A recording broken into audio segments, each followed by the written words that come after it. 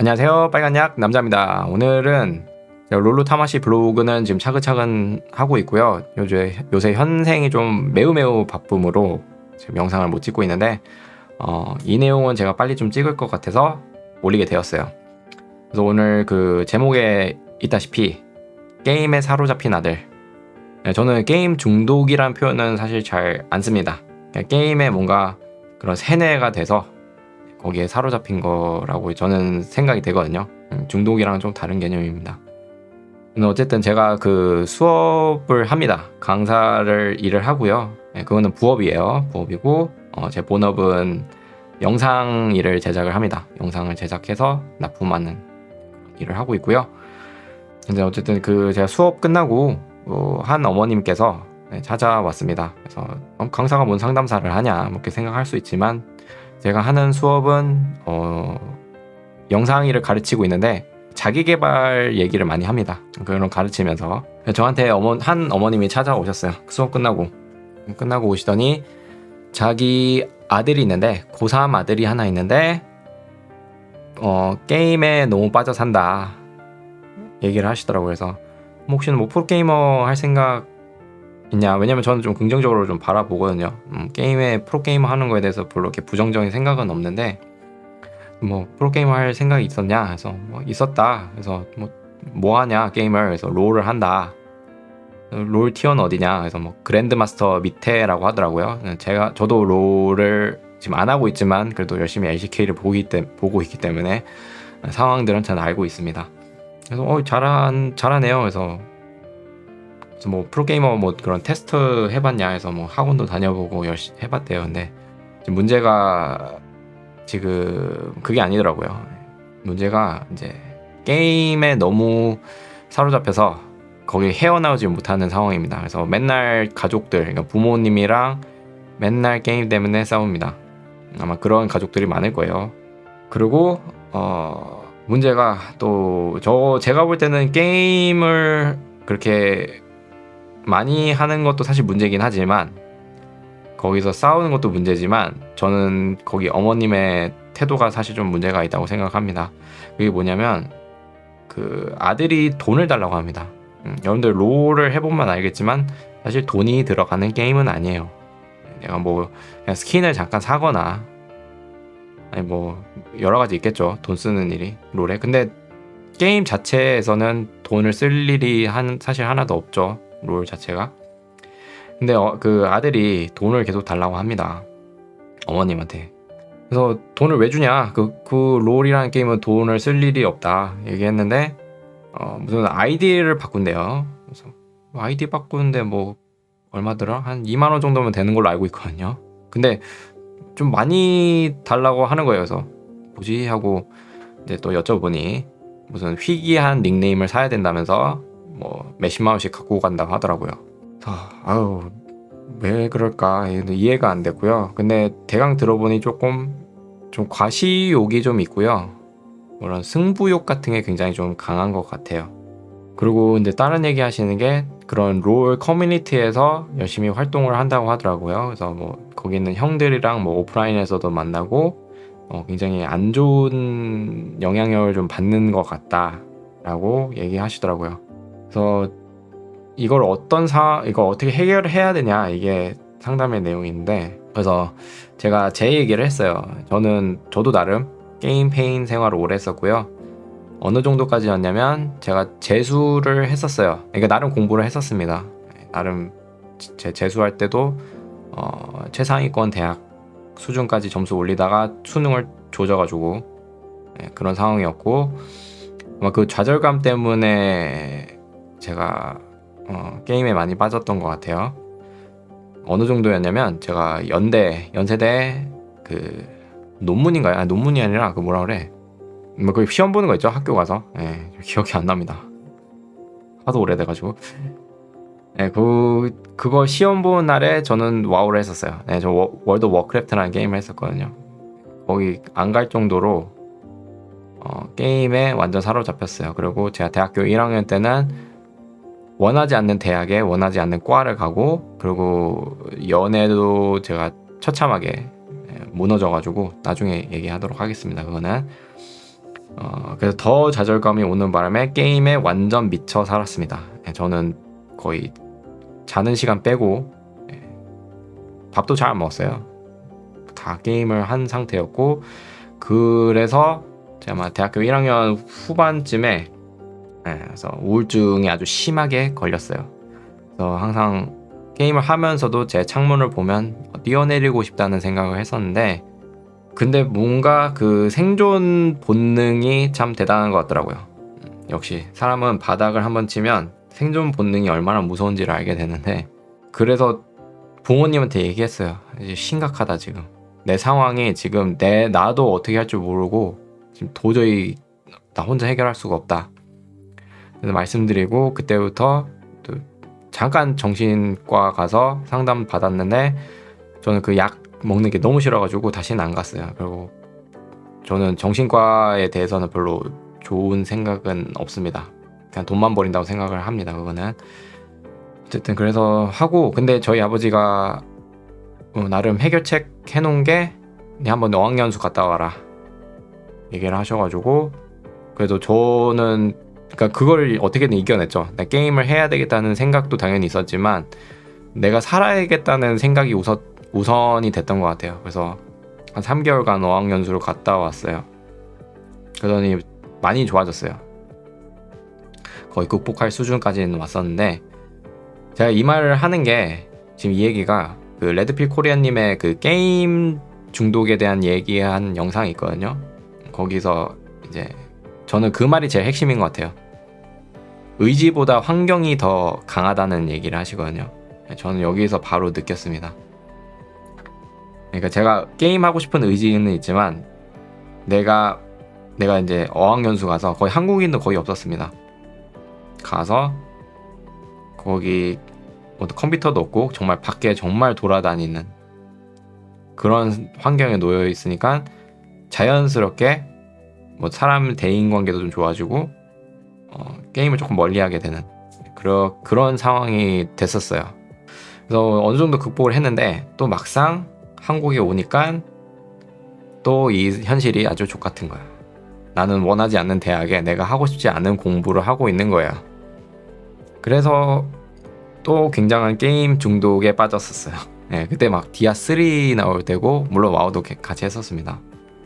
근데 또 한참 빠지니까 또 성적도 안 나오고, 당연하죠. 당연히 안 나오는데, 그래서 저 그때 당시에 이제 지도 교수님이 바뀌었어요. 제가 바뀌어가지고 그분의 통찰력은 어마어마합니다. 제가 유일하게 말싸움에서 지는 사람이 딱 2명 있습니다.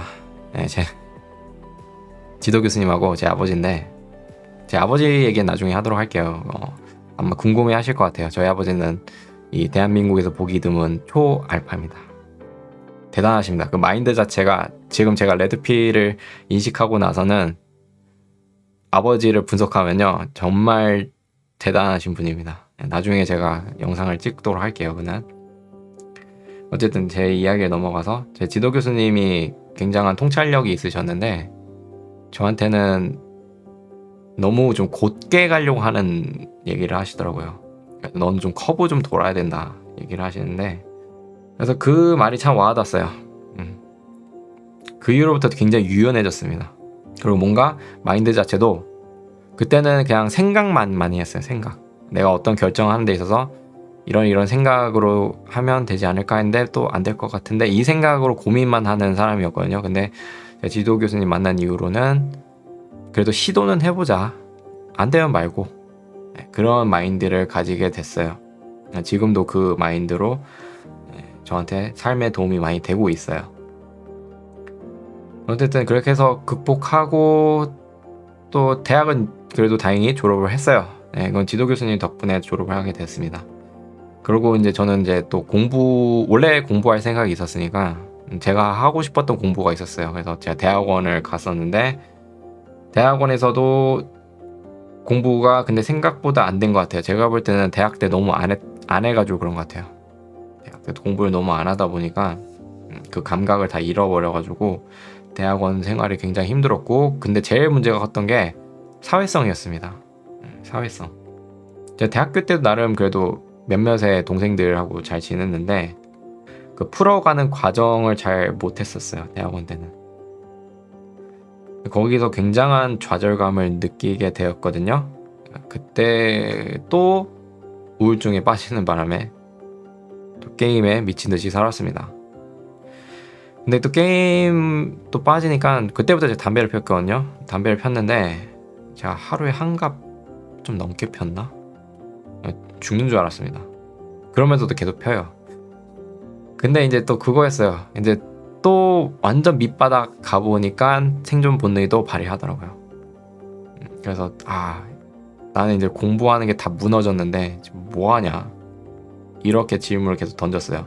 이 질문만 한 3개월을 했던 것 같아요. 당시에는 고민을 겁나 많이 해가지고 그래도 먹고 살아야겠다 하게 된 게 영상 일이었어요. 영상 일을 하게 됐는데 저의 그 극복하는 스토리는 굉장합니다. 제가 다시 그렇게 하라고 하면 못할 것 같아요. 왜냐하면 저는 늦은 나이에, 여러분들 영상은 주로 어릴 때 많이 하거든요. 고등학교 때나 대학교 초 때 많이 시작하는데 저는 20대 후반 와서 시작했기 때문에 그 사람들보다는 그래도 수준을 맞추기 위해서는 제가 10배, 20배는 더 했었어야 돼요. 그래서 제가 그 정도까지는 했었어요. 정말 열심히 했었습니다. 그래서 지금은 나름 실무에서 영상 일을 하고 있고 잘 극복하고, 요즘은 게임 같은 거는 정말 안 합니다. 그냥 보기만 하지, 게임은 제가 가끔 그냥 신작 정도 나올 때 가끔 하는 정도지 그것도 오래 하지는 않습니다. 그래서 이건 제 이야기고요. 그래서 상담 이야기가, 그러니까 제 얘기를 해줬어요. 제 극복 과정이니까.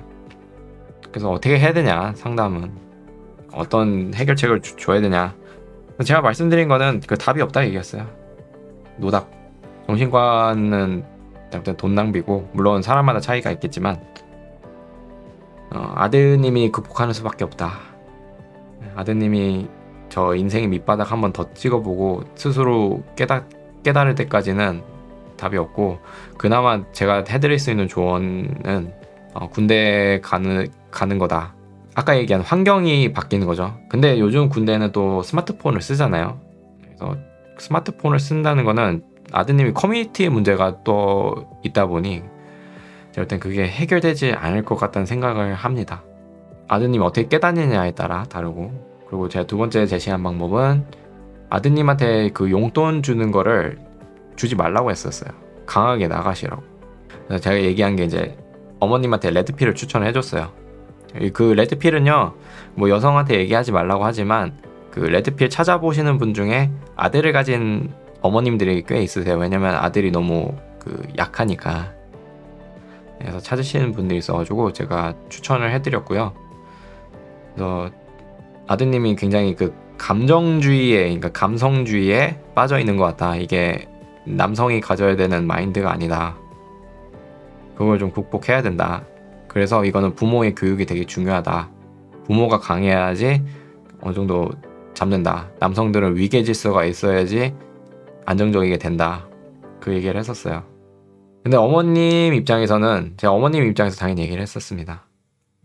당연히 외동아들이고 그렇게 화를 내고 해도 자식이잖아요. 그래서 어떻게든 또 돈을 주더라고요. 그래서 제가 이해를 못하는 건 아닙니다.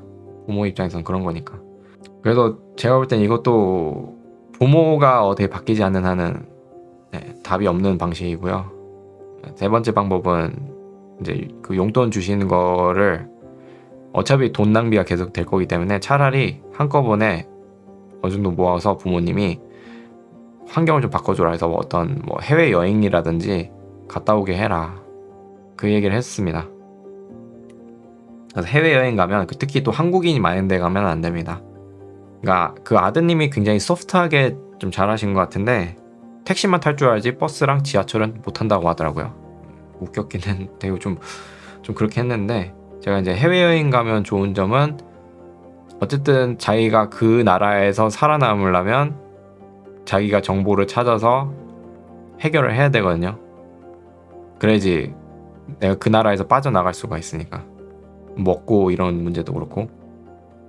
그래서 도움이 될 거다. 차라리 거기다 투자를 해라. 얘기를 했는데, 그거는 이제 아드님을 컨트롤 해야 되잖아요.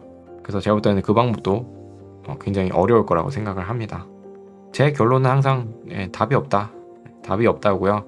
그나마 제가 가능성 있게 보는 거는 군대가 그나마 제일 낫습니다. 왜냐면 강제로 가야 되니까, 강제성이 있기 때문에 제일 가능해 보이고 어렵습니다. 그래서 게임 빠지는 게 그게 아마 아드님이 이제 너무 도피처를 찾으신 것 같아요. 도피처를 찾은 것 같고, 왜냐면 그 게임 내에서는 그래도 자기를 인정을 해주거든요. 근데 내가 현실에서는 내 인정을 받지 못하기 때문에 거기서 좌절감이 오는 것 같거든요. 그래서 아드님이 혼자 깨닫는 수밖에 없습니다. 이거는 제가 드릴 수 있는 말씀은 이겁니다. 혹시나 이제 이 영상을 보시는 게임에 빠진 사람들은 절대 안 볼 것 같고요.